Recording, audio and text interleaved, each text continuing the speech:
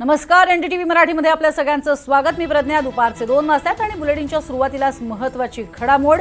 नाशिक विधान परिषद निवडणुकीमध्ये महायुतीचा तिढा संपल्याची शक्यता आहे। मात्र उदय सामंत आणि गिरीश महाजन गोकुळ गीतेंची चर्चा झालेली आहे। गोकुळ गीते माघार घेणार अशी सूत्रांची माहिती आहे। गीतेंच्या निवासस्थानी गोकुळ गीते नरेंद्र दराडे यांची समोरासमोरही चर्चा झाली आहे। त्यामुळे थोड्याच वेळात गीते त्यांच्या निर्णयाची घोषणा करतील असं सांगितलं जात आहे। उदय सामंत आणि गिरीश महाजन यांच्या उपस्थितीत पत्रकार परिषद घेत निर्णयाची अधिकृत घोषणा केली जाणार असे कळत आहे। मात्र एकीकडे गोकुळ गीते यांचं हे बंड खरंच शांत होणार का आणि ते दराडे यांना पाठिंबा देणार का, हा मात्र सवाल उपस्थित केला जातोय।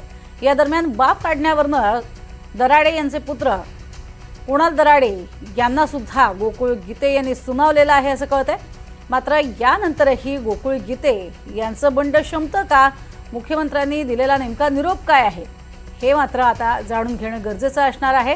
कारण काहीही झालं तरी मी निवडणूक लढण्यावर ठाम आहे असं गोकुळ गीते यांनी स्पष्ट केलेलं होतं। आता मात्र त्यांचं हे बंड कसं शांत होतं हे पाहावं लागेल। सध्या आपण बघतोय गोकुळ गीते यांच्या निवासस्थानी मोठ्या प्रमाणात सगळे कार्यकर्तेही जमलेले आहेत आणि त्यातच गिरीश महाजन ज्यावेळेला या ठिकाणी उपस्थित झाले तेव्हा जोरदार घोषणाबाजी करण्यात आलेली होती। गिरीश महाजन यांच्या विरोधात ही घोषणाबाजी झालेली होती। त्यामुळे अनेक कार्यकर्त्यांचं हेच मत आहे की गोकुळ गीते यांनी माघार घेऊ नये आणि दराडे यांना भाजपनं सुद्धा पाठिंबा देऊ नये। तर सध्या आपण बघतोय कशा पद्धतीने त्यांनी आपली खंत जी आहे ती बोलून दाखवलेली होती। आणि या संदर्भात माहिती घेणार आहोत। प्रांजल कुलकर्णी आमचे प्रतिनिधी आपल्या सोबत आहेत। प्रांजल, नेमका आता काय अडलेलं आहे, कधी सांगणार आहेत, नेमका हा तिढा सुटलाय की नाही? प्रज्ञा, आपण जर बघितलं तर आता बैठक जी आहे ती जवळपास संपण्यावरती आहेत आणि थोड्याच वेळात पत्रकार परिषदेला सुरुवाती होणार आहेत। सुरुवातीला आपण जर बघितलं तर गीते बंधूंची समजूत जी आहे ती मंत्र्यांकडून काढण्याचा प्रयत्न करण्यात आला। जवळपास 15 ते 20 मिनिटं ही बैठक सुरू होती आणि त्यानंतर दराडे बंधूंना देखील इथे आणण्यात हे आलं आणि समोरासमोर म्हणजे गीते बंधू आणि दराडे बंधू हे समोर समोर बसले होते।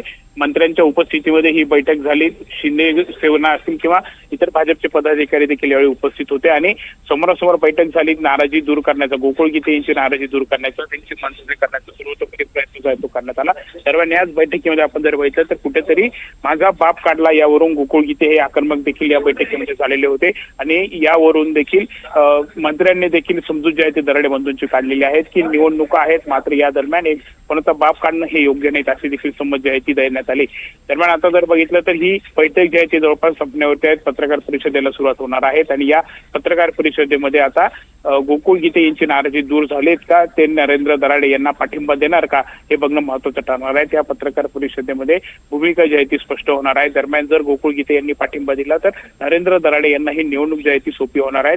सध्या जर बघितलं तर माघारीचा दिवस उलटून गेलेला आहे। त्यानंतर 3 उमेदवार हे रिंगणात होते। भाजपचे बंडखोर प्रसाद हिरे, अपक्ष उमेदवार गोकुळ गीते आणि महायुतीचे शिंदे शिवसेनेचे नरेंद्र दराडे हे 3 उमेदवार सध्या रिंगणात आहेत। मात्र त्यानंतर देखील महायुतीचे नेते उदय सामंत, गिरीश महाजन हे गेल्या आठवड्याभरापासून नाशिकमध्ये आहेत आणि त्यांच्याकडून पाठिंबा मिळवण्याचे प्रयत्न केले जात आहेत। 2 दिवसांपूर्वी प्रसाद हिरे यांनी अशाच पद्धतीने प्रसारमाध्यमांशी संवाद साधलेला होता आणि त्यांनी आपण आता कुठेतरी माघार हे घेतोय आणि माझा पाठिंबा महायुतीच्या उमेदवाराला देतोय असं त्यांनी म्हटलं होतं। त्यानंतर गेले 2 दिवसांपासून राजकीय घडामोडींना वेग आलेला होता। थेट मुख्यमंत्र्यांनी मध्यस्थी केली होती। उपमुख्यमंत्री एकनाथ शिंदे यांनी देखील गोकुळ गीते यांची समजुती काढलेली आहेत। काल मुंबईला देखील बैठका झाल्या आणि आज नाशिकमध्ये गणेश गीते यांच्या घरी देखील आता ही बैठकी होते। त्यामुळे एकंदरीतच आता गोकुळ गीते यांचं खरं तर मोठं आव्हान महायुतीचे उमेदवार नरेंद्र दराडे यांना आहेत आणि आज आता थोड्या वेळामध्ये पत्रकार परिषद होईल आणि यामध्ये गोकुळ गीते नक्की काय भूमिका मांडतायत हे पाहणं महत्त्वाचं ठरेल। अगदी सगळ्यात महत्त्वाचं म्हणजे ते यापूर्वी मुख्यमंत्र्यांच्या भेटीसाठी मुंबईत जाणार, त्याचबरोबरीनं उपमुख्यमंत्री एकनाथ शिंदे यांना भेटणार असं म्हटलं जात होतं। मात्र हे करत असताना सुद्धा मी लढण्यावर ठाम आहे असं गोकुळ गीतेंचं म्हणणं होतं। मुख्यमंत्र्यांचा नेमका आता निरोप काय आहे आणि त्यावर गोकुळ गीते यांचा प्रत्यक्ष उत्तर काय आहे, कळू शकलंय का? मुळातच आपण जर बघितलं प्रज्ञा तर नाशिकची ही जागा आता फक्त नरेंद्र दराडे यांच्या प्रतिष्ठेचा विषय नाही, तर तो थेट एकनाथ शिंदे यांच्या प्रतिष्ठेचा विषय बनलेला आहे. कारण जी काही चर्चा होती त्यानुसार एकनाथ शिंदे हे 6 जागांसाठी इच्छुक होते. या विधान परिषद निवडणुकीमध्ये आपल्याला 6 जागा मिळाव्या यासाठी ते आग्रही होते. मात्र त्यांच्या वाट्याला 4 जागा या आलेल्या होत्या आणि त्यातूनच जर बघितलं तर नाशिक आणि जळगाव जागेचा तिढा जो आहे तो अजूनही सुटलेला नाहीये. कारण नाशिकमध्ये गोकुळ गीते यांनी जर माघार घेतली तर जळगावमध्ये रेश्मा काळे ज्यांनी शिंदे शिवसेनेतून बंडखोरी केलेली आहेत ते आपला निर्णय जाहीर करणार आहे. त्यामुळे नाशिक आणि जळगावचं घोडं जे आहे ते अडलेलं आहे.